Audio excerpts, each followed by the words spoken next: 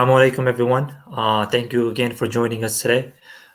This is another live webinar we're bringing here this week.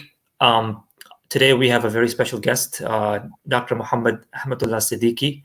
As you all know, what's happening in India with its Hindutva ideology and this type of fascism that is spreading there so quickly and have impacted and affecting so many people. So today we have a specialist in that field who's going to talk to us about Hindutva, what they're doing and how they're doing it, and talk to us about what they're doing and how we can stop them. He's going to give us a few history and who they are, what their background is, and what they want, and where they're going. So please join us. And we do have a live Q&A session afterwards. So please type in your questions afterwards. If you have any questions, just type them afterwards, and Dr. Siddiqi will be happy to basically answer them for you. Now, a small bio, Dr. Mohammad Siddiqi, he's the Dean of Academic and Student Affairs at Northwest Suburban College in Rolling Meadows, Illinois. He's the professor as well at Western Illinois University, where he has taught for past 29 years.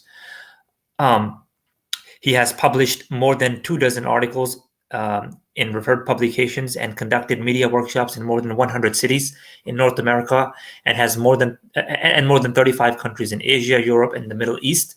So we are very honored to have him. Dr. Siddiqi, please take it away and please inform us about this ideology or this fascism known as the RSS or Hindutva. Thank you, Brother Ramiz, and Assalamu alaikum wa rahmatullahi wa barakatuh. I hope and pray that everyone is experiencing this very unique Ramadan in the finest way possible, inshallah. And I also want to thank ICNA Council for Social Justice for offering this very important webinar and for providing me with the opportunity to share some of my ideas and thoughts and experiences with you. Inshallah, I will try to do my best to share with you some of the historical background of the development of Hindutva, some of the open experimentations that they have done. And toward the end, inshallah, we will have some question-answer session. So let me share with you the screen now so that you can also see some of the presentation that I am basing my presentation today. So hopefully you have the screen now. Yes, we can see it. Yep. So, Brother Ramiz, the screen there? Yes, it's there. We can see it. Yep. Okay, good enough. So, Alhamdulillah Rabbil Alameen, wassalatu wassalamu ala Rasulihil Kareem. May Allah enable us to benefit from the things that are good for the sake of humanity and for the sake of Muslims in India and the world over. You can see the brief synopsis. I will be touching to every of these points briefly for a few minutes because I think that it is important for us to know the historical development of RSS and also to learn how they have planned a step-by-step approach to strengthen the fascist agenda in India. Towards the end, I will also share what I think is the failure of the Muslim response, and then some hopeful news of the USC IRF report and development in the Gulf countries, and finally, what we can and should do to counter the fascism and Hindutva in the US, in the Gulf, and in India. So now let's start with fascism. We all know that in 1915, Mussolini founded the Fascist Revolutionary Party in Italy. The ideology of fascism manifests in far right-wing, authoritarian, ultra-nationalist political movement that create a government which is run from the top down by one person or one party that has complete control. Fascists control the population with strict laws and punishment. They control the economy and the media. They use propaganda to keep people believing what the leaders want. They push ultra-nationalism, discourage diversity, and dislike foreigners. They are outright racist and approve of violence. The Nazis under Hitler practiced a brutal form of fascism that resulted in the killing of millions of Jews. Interestingly or ironically, the RSS in India was founded in 1925 with almost similar ideas as those of Mussolini and later Hitler. The fascism of RSS is based on the concept of a Hindu Rashtra or a Hindu nation in which there will be no place for anyone having another religion or identity. One of its cherished symbols is swastika, the one used by Hitler to identify his party in Germany. As early as in 1930s, and subsequently, RSS sent its intellectuals in the form of several delegations to Spain for studying the methodology of uprooting and annihilating the Muslims from Spain. They established later in early 1970s the Deen Dayal Upadhyay Institute in Delhi that served as a think tank, as a research and documentation center for the advancement of Hindutva politics. Since 2017, RSS and BJP, the Bharatiya Janata Party, have established themselves as a ruling party in power in the center, in the federal government. And they have maintained close ties with the state of Israel. In fact, the Israeli intelligence and Zionists, they have trained BJP and RSS workers both in the paramilitary techniques and brutal form of violence, and they have established, the RSS has established many subsidiary organizations and outfits, like its religious wing, Vishwa Hindu Parishad, its political wing, the Bharatiya Janata Party, its militant wing, the Bajrang Dal, and a number of youth and service organizations that are present in India, in almost all of these states in India, as well as in US, UK, in many of the European countries, and throughout the Middle East in many of the Gulf countries.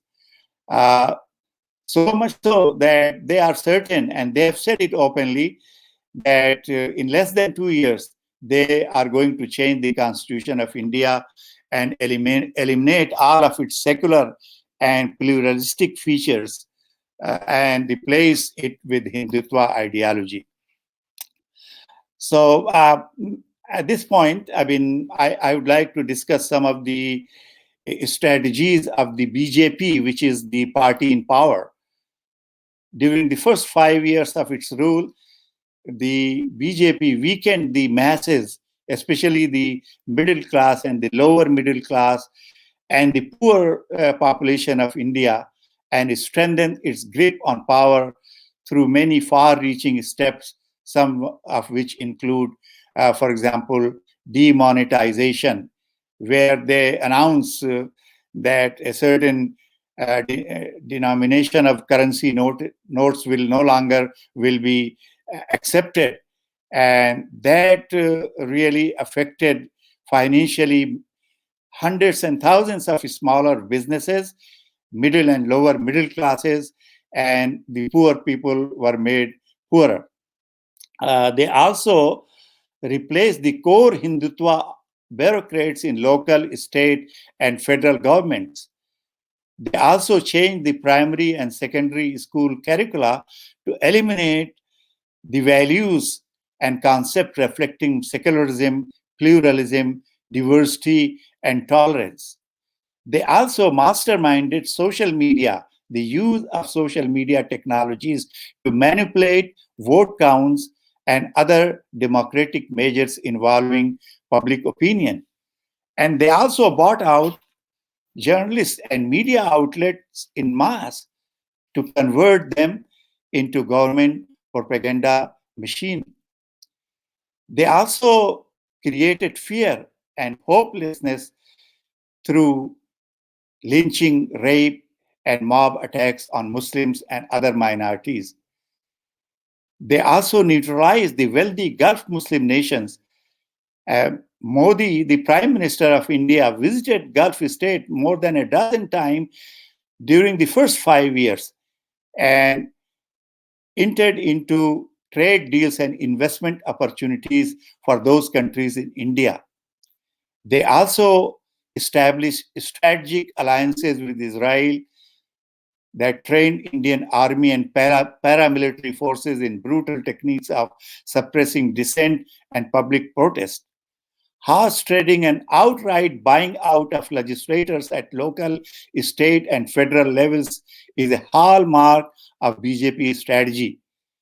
You may all know that recently they have overthrown the Congress government in the central state of Madhya Pradesh, where they took more than 20 state legislators and flown them out to Bangalore in about 800 kilometers away and kept them in isolation until the date of the meeting of the Legislative Assembly, where they were able to prove their majority just by hijacking the Congress members and by buying them out.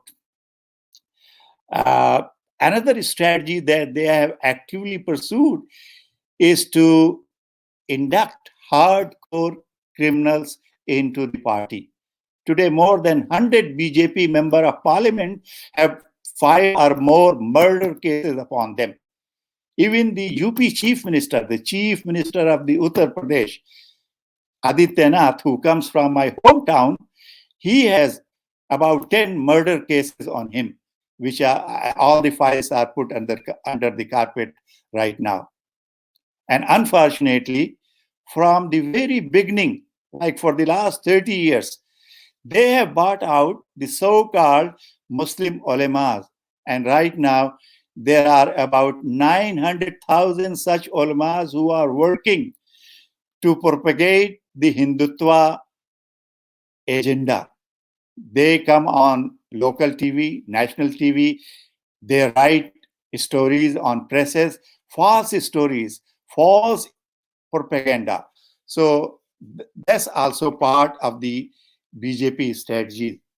I would like to share some of the highlights of BJP 2019 election manifesto. Even though many of you know it very well, but I want to refresh our memories that BJP and Hindutva people did not hide any of their claims from the people. They said in their manifesto that they will implement National Register of Citizens.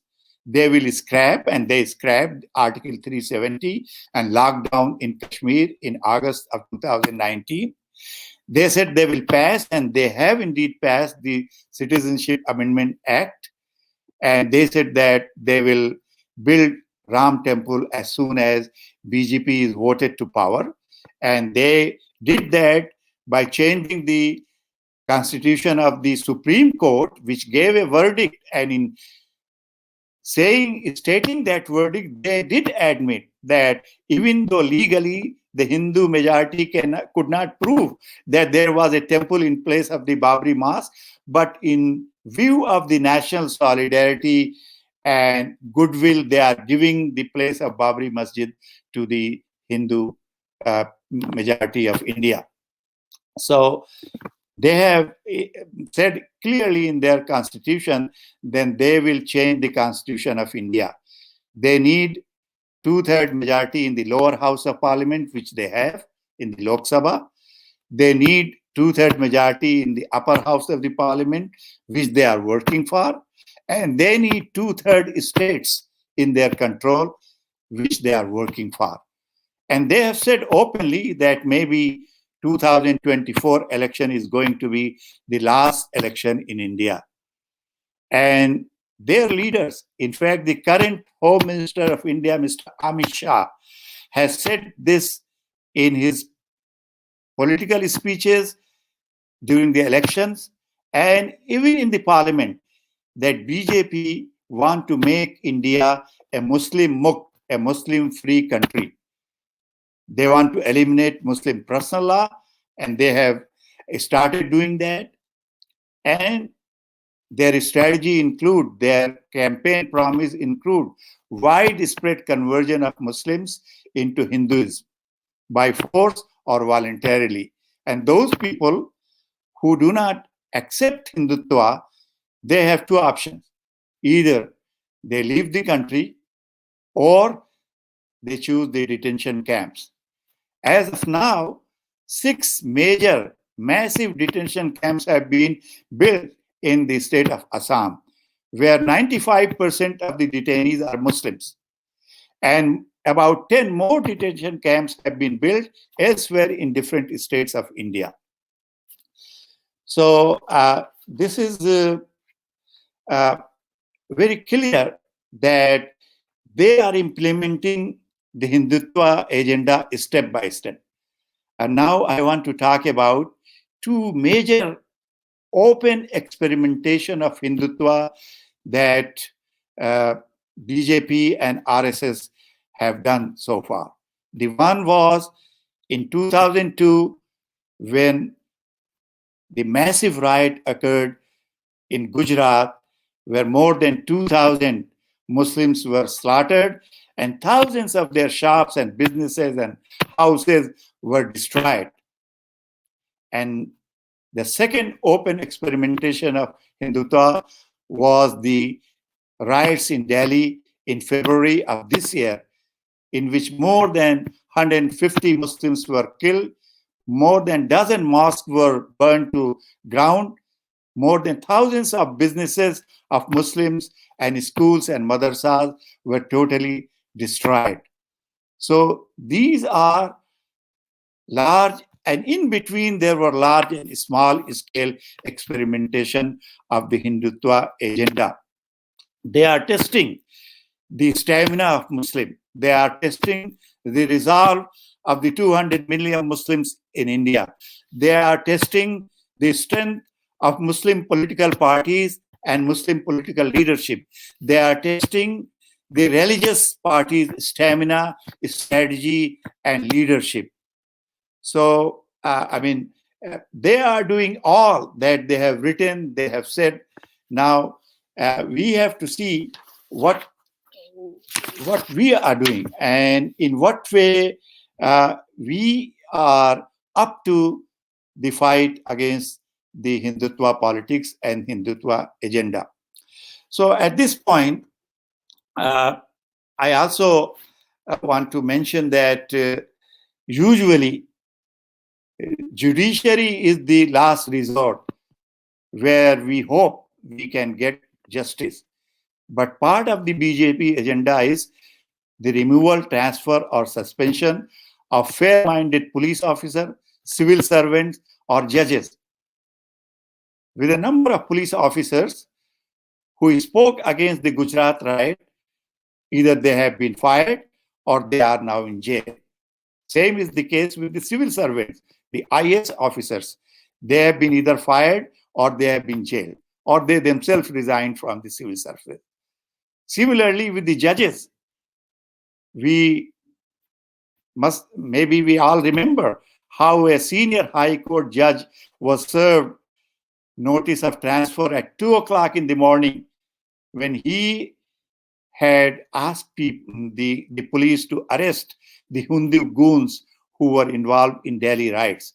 So either transfer judges or fire them, or even they have killed few of the judges who were fairly trying to try the miscreants in Gujarat riots.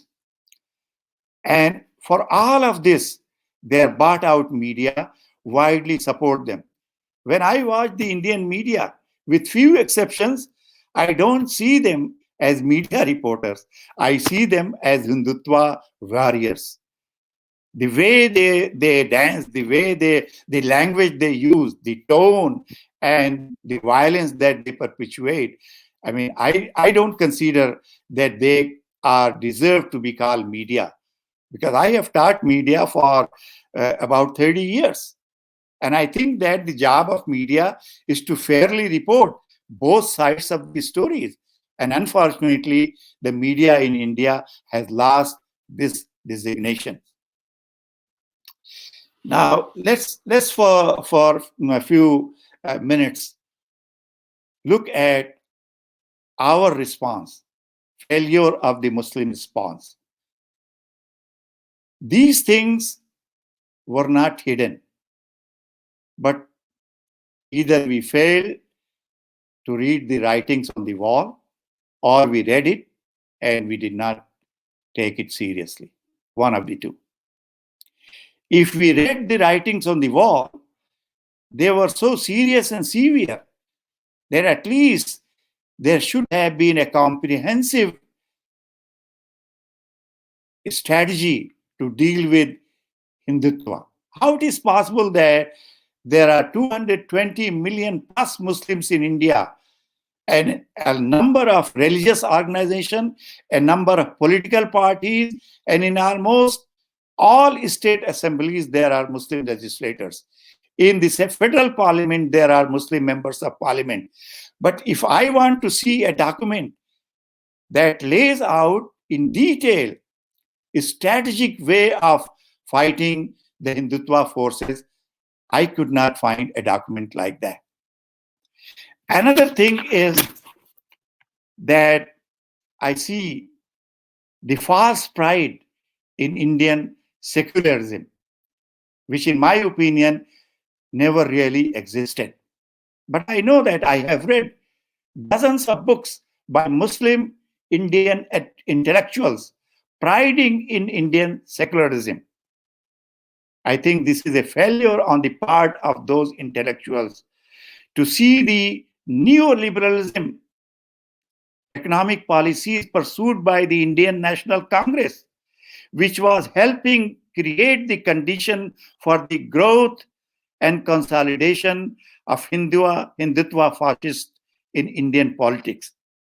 Hindutva fascists helped the capitalist classes to consolidate their bases in India.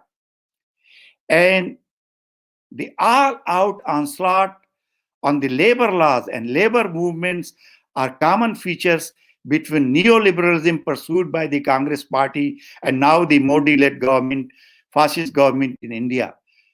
Hundreds of thousands of laborers were left stranded to starve in major metropolitan cities in India when Mr. Modi announced the lockdown.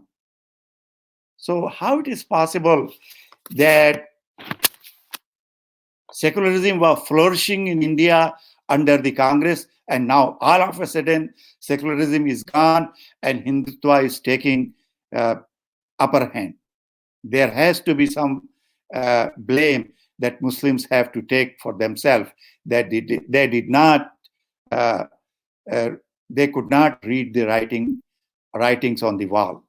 The third factor is the bitter sectarian divide among the religious parties and leadership. Even today, when the water is flowing above our heads, this divide continues. I was ashamed to see a video where a religious leader of a certain religious group with more than an 8 inches long beard was talking on a local TV and demanding the federal government, the Modi government, to ban the Tablighi Jamaat, to arrest every member of the Tablighi Jamaat, and to file murder charges against the leaders of the Tablighi Jamaat. I may not disagree fully with Tablighi Jamaat, but is this the time for infighting among Muslim religious organizations? Did Muslim religious organization develop a program, develop a strategy to come together to fight in Hindutva? I will unfortunately have to say no. than the opportunist political leadership. We should know that when the votes was taken on CA, the largest Muslim group belonged to the Bahujan Samaj Party that has 5 Muslim members of parliament, and all of them, they voted to support the passage of the Citizenship Amendment Act. So what you will call? I mean, it is naked political opportunism and nothing else. Then some other factors of the failure. While Mr. Modi and the ideologues of RSS, they reach out to the Gulf countries, their political leaders, their business leaders, to make a deal, business deal, political deal. Muslims reach out to Gulf rulers only for charitable donations. None of the Muslim religious leaders, political leaders today can reach out to Muslim rulers in United Arab Emirates or Saudi Arabia or Kuwait to say that at least condemn what is happening in India, because none of these Muslim countries, Gulf countries, have officially condemned the Delhi riots or the killing of Muslims in India. Another point I want to share with you is the lack of research institute, think tanks, and documentation centers. If we want to take these people, these goons, these killers of Muslims to courts, do we have documents? I have received a report of the Delhi riots, but the 100-page report is based mostly on newspaper reporting. Newspaper reportings cannot stand the scrutiny of the courts. They cannot stand in the court of law. Another point is lack of effective alliances with Dalits, Christians, Sikhs, and other religious minorities to face the Hindutva fascism. I'm saying effective alliances, working alliances, recognizing the misery of Dalits, recognizing how the Sikhs were treated in 1984, recognizing how the Christian priests and Christian houses of worship were burned, and recognizing how this Hindutva is not against only Muslims, but against all minorities and weaker sections of India. Unfortunately, we lack effective alliances and lack of meaningful support to non-Muslim activists, scholars, and NGOs who have placed their lives and their groups at stake against the Hindutva, but Muslim support of those NGOs, those non-Muslim activities is minimum at the best. Now let me talk about some positive news, some hopeful, some ray of hope. Many of you may be familiar with the United States Commission on International Religious Freedom, USCIRF. USCIRF was created after the International Religious Freedom Act was passed by the US Congress in 1998.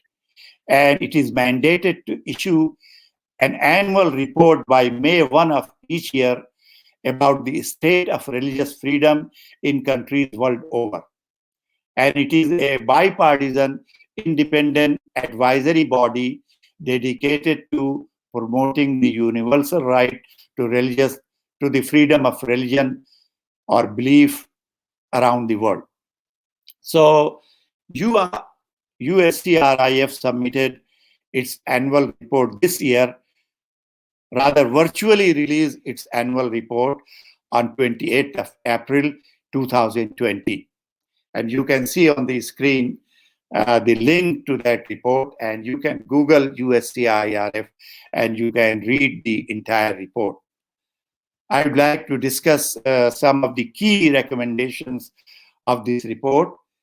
But until 1919, there were nine countries that were included in the list of the CPC, the country of particular concern. This year, 5 more countries were added to the CPC list, and India is among those countries that the Commission has determined to be country of particular concern.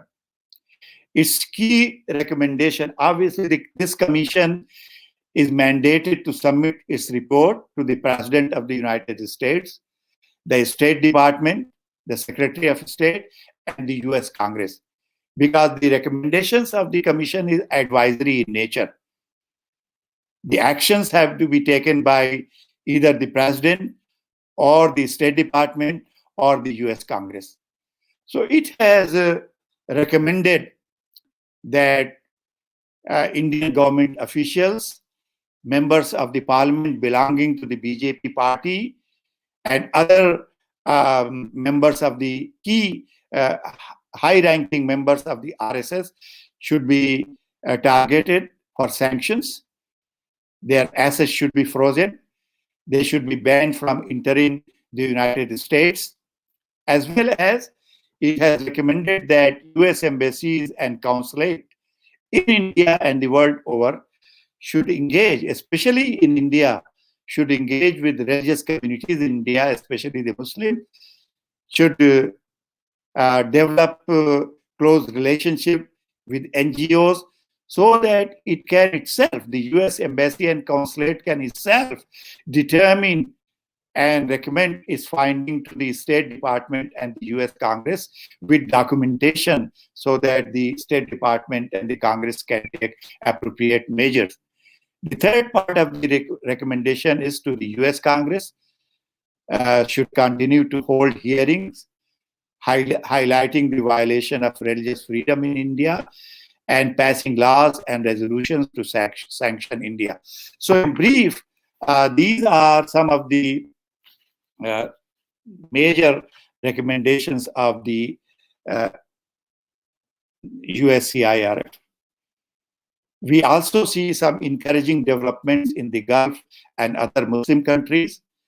First of all, the National Assembly of Kuwait in Kuwait has passed a resolution expressing its concern and condemning the violence against Muslims in particular and minorities in general, and has forwarded this resolution. The Speaker of the National Assembly in Kuwait has forwarded the resolution to the Minister of Foreign Affairs of Kuwait to take appropriate action.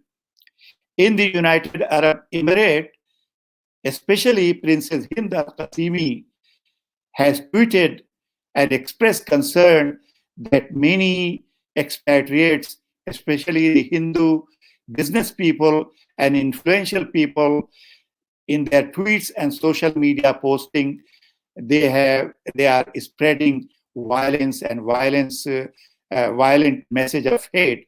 And she has urged the government of United Arab Emirates to take strict actions against these people and companies. And in fact, about 20 such people and a few companies have been banned, seized, and few people have been expelled.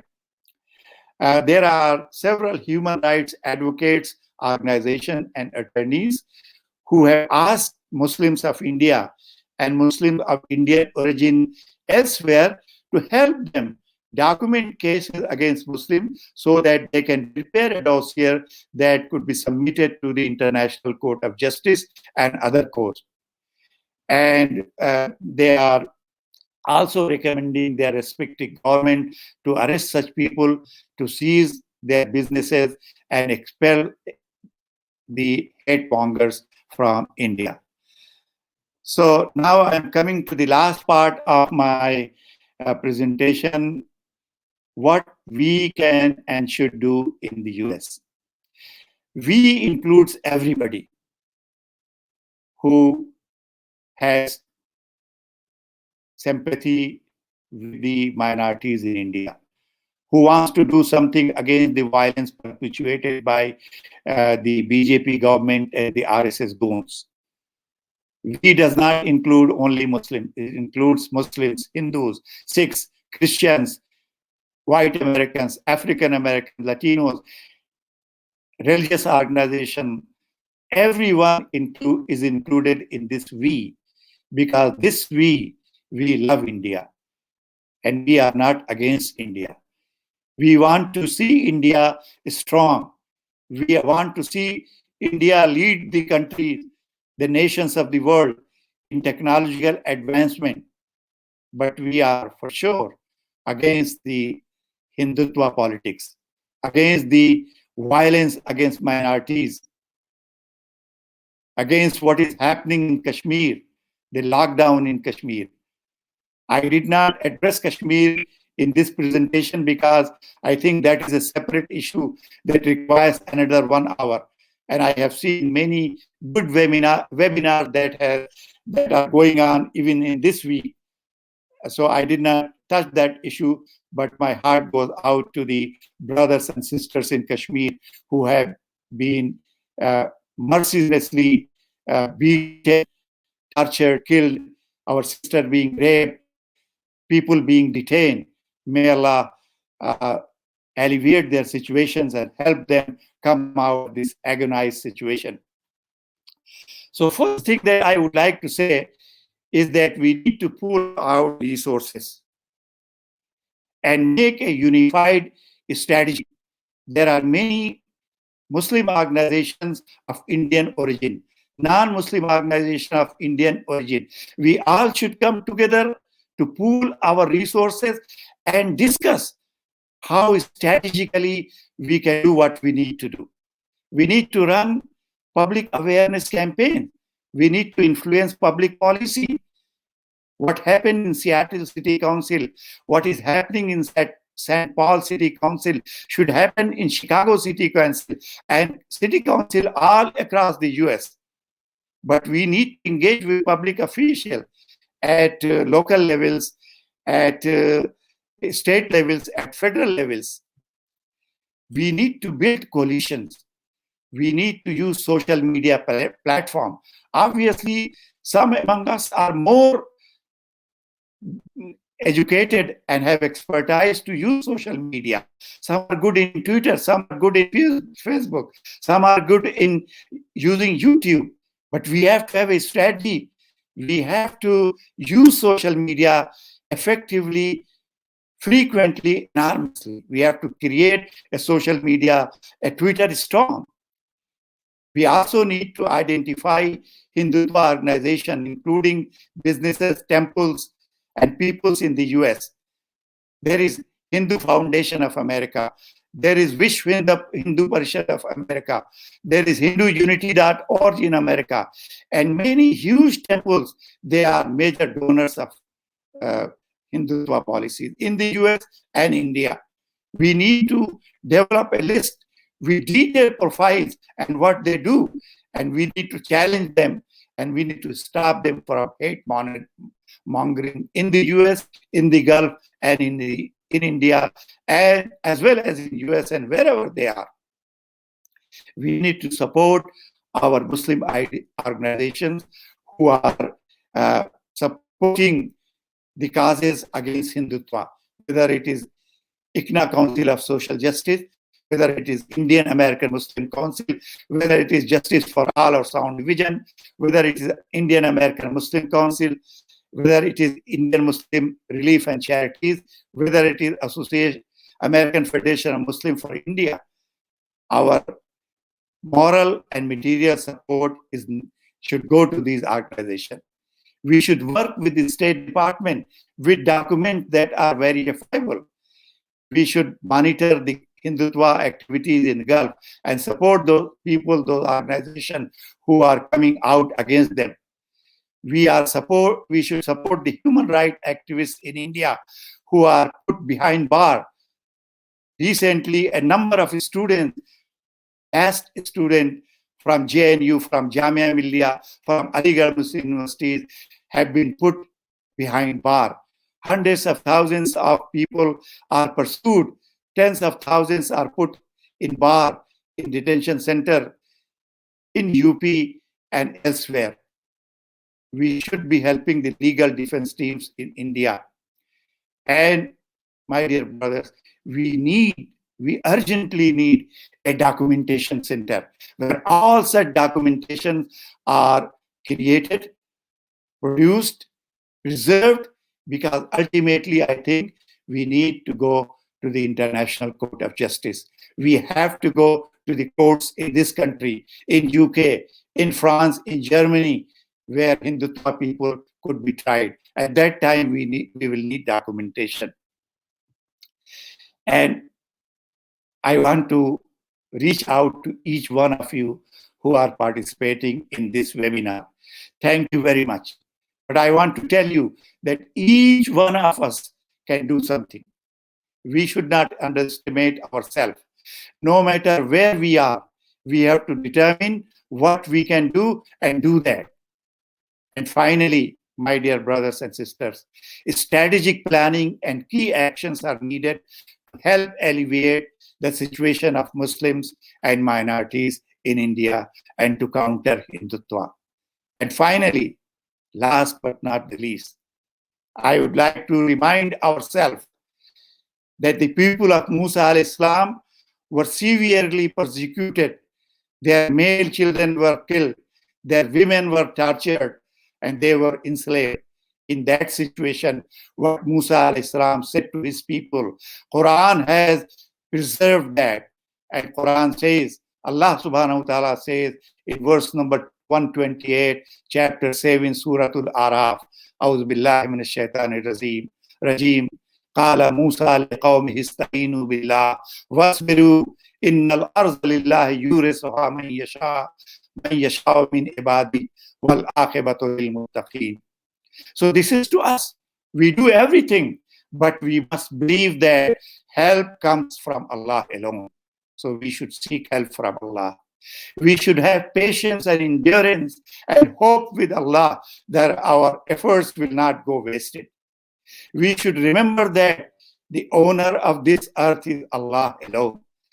Allah has given power to despots and tyrants for a time being to test them and to test us. And we should not forget that this life of this world is a short life, is a temporary life. The eternal life is the life of the hereafter. And the life of the hereafter, my dear brothers and sisters, belongs to the God-conscious people, the pious people, the righteous people. أقول قولي هذا أستغفر الله لي ولكم ولسائر المسلمين والحمد لله رب العالمين والسلام عليكم ورحمة الله وبركاته. Thank you again. And I want to give my special thank to Brother Ramiz, who set up all of these things, and Dr. Zahid Bukhari, who invited me on behalf of the ICNA Council of Social Justice to participate and to give this webinar. Assalamu alaikum wa rahmatullahi wa barakatuh. Thank you so much, Dr. Siddiqi. So we can have Q&A now. So if anyone has any questions, they can type them in the comment section, and Dr. Siddiqi will try to answer them the best he can. Dr. Siddiqi, I don't know if you can see the screen. Do you see the questions? Yeah, I can see. There are some comments. Yeah. Already I know, and we all know that there are at least 6 camps are in Assam. There is one that is already ready in Karnataka, and they are building more in other states. I see there are more comments, and Assalamu alaikum. There is comment from Muhammad Usama Khan. I think he's from India. He's asking, what should Indian Muslims do at this time? So this is another huge area that I left out, because I think that I am not qualified to recommend to the 220 million Muslims of India what should they do. There are enough intellectuals, there are religious parties, and there are people who can develop a strategy. I have talked all along in the latter part of my presentation that where we have failed and what should we do. Based on that, because I think I don't want to offend people in India, that who is this guy sitting from Chicago and telling us what we should do. But surely, if people in India want me to give a webinar, especially on this topic. What should Indian Muslim do at this time? I will be more than happy to present another webinar. But thank you for asking this question. Let me see. There is a question here from Kamran. He's asking, is there an ongoing boycott, divestment, and sanction campaign against major Hindu-owned corporations in India? There are few very unorganized campaigns that are going on. I have not seen any systematic campaigns that are going on either in India or abroad. But these are emerging in the Gulf countries. If we strengthen their hands, if we provide them with proper documentation, then I think we can achieve that as well. So if anyone has any other comments, we still have a lot of viewers still watching. So if anyone has any comments or particularly questions, you can type them in now and Dr. Siddiqi will answer them. So until any question or comment comes, I just want to reiterate and emphasize one point that I made during what we should do segment. Look, there are 6 or 7 Indian organization, Indian Muslim organization, Hindu organizations, Hindus for human rights in India. Brothers and sisters, this is high time that we come together. I'm not asking that all of these organizations, they should merge into one. But I am saying that we should develop a strategic plan. We should divide the work. We will do this, you do this. We should at least establish a documentation center here. Pool the resources. Employ some people who can contact people in India and document things. How many of us we know that there are about 20 temples that are helping Hindutva with millions of dollars? And they are registered as charitable organization. They are receiving tax-exempt status from IRS. We should expose these people. But to do those things, we need organized effort. I know that these individual Muslim organizations, they are doing good things. But brothers, the water is flowing over our head.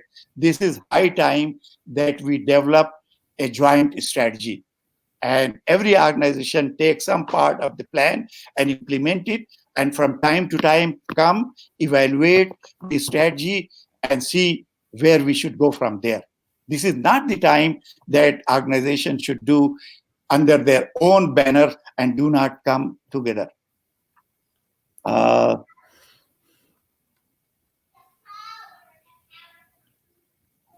is a question from Global Justice Foundation.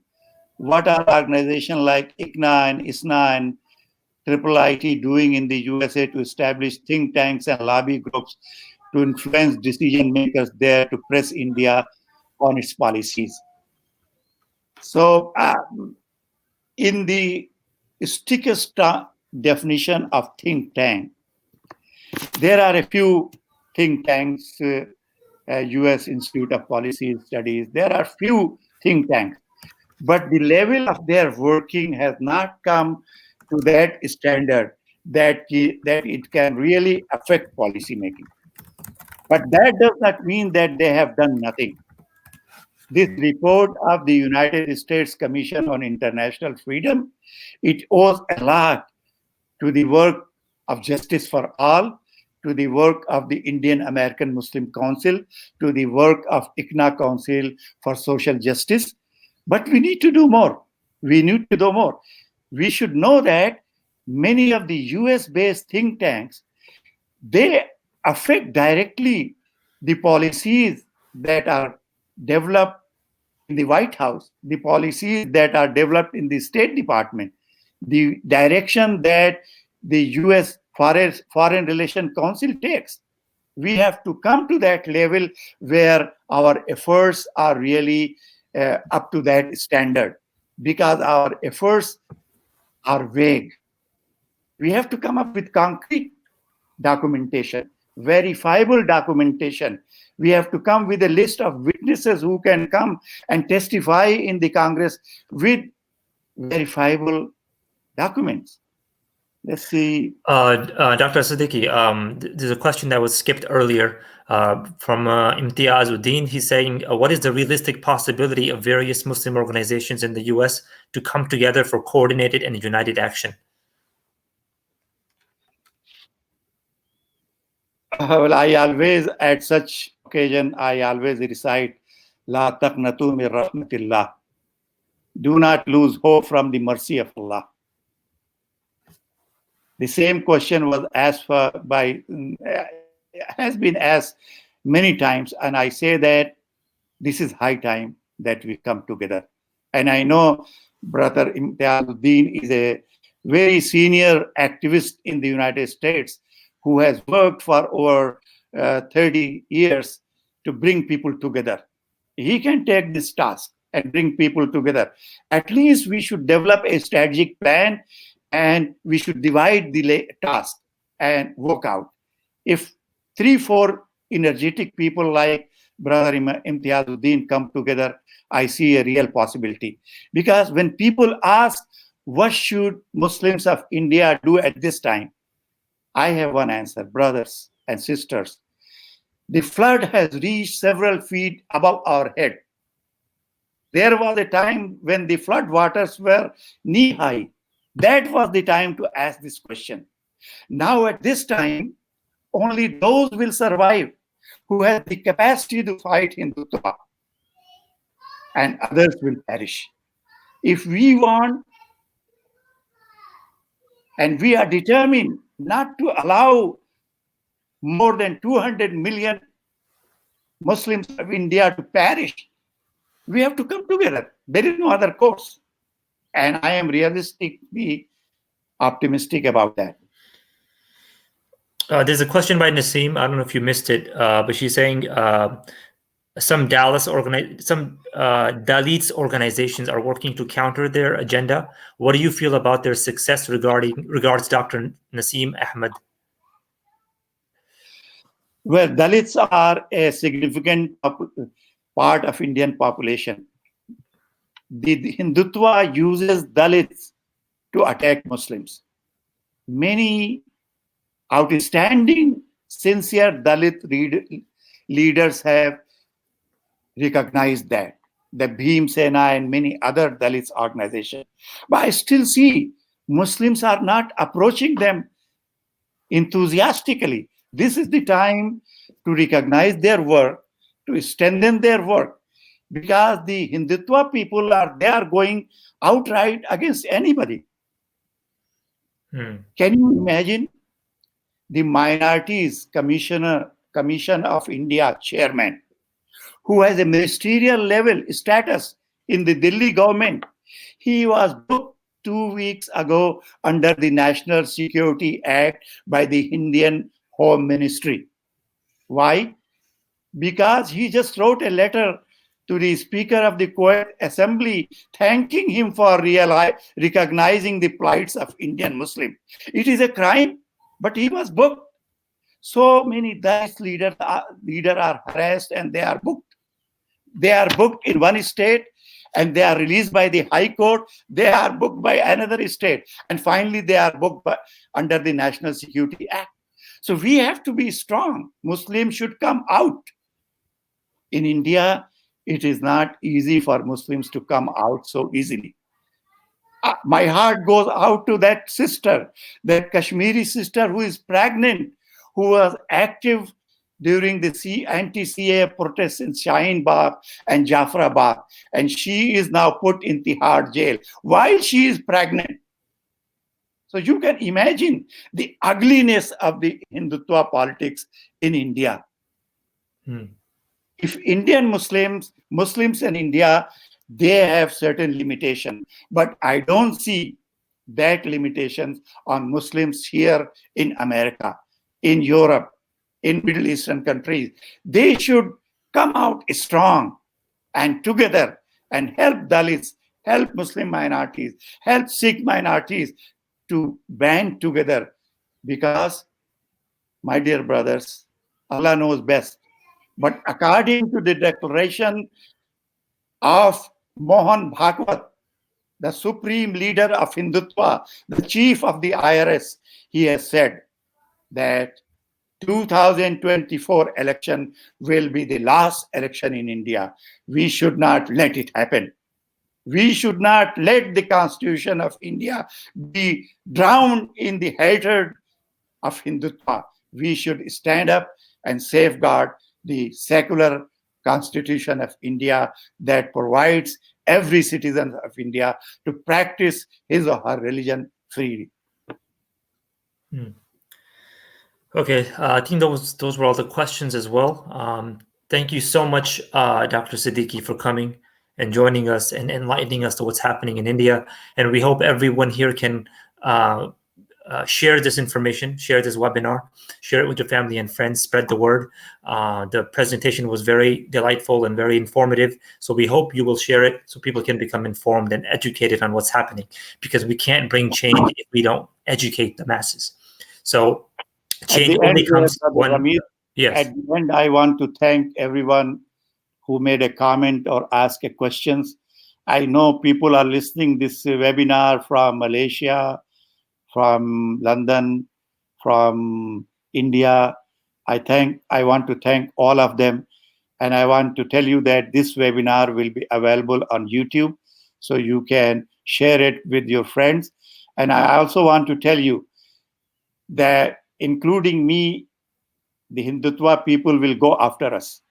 We may receive threats, but I want to remind you the verse that I have recited at the end.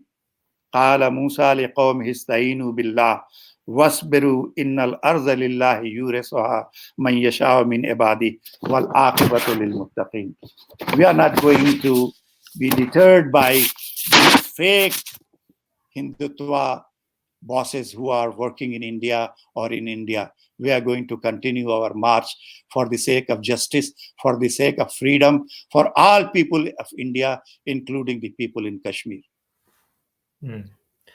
Okay, so with that, we'd like to thank everyone for joining us today. Inshallah, next week we plan to do one on Kashmir. So please do join us. We plan to do one every week on a different topic that relates to justice or injustice somewhere, so we can try to correct it and educate people about it.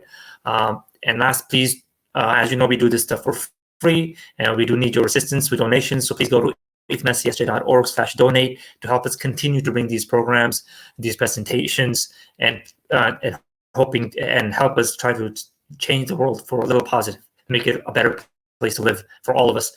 So thank you for joining us. Inshallah, we'll see you next week when we speak about Kashmir. Assalamu alaikum.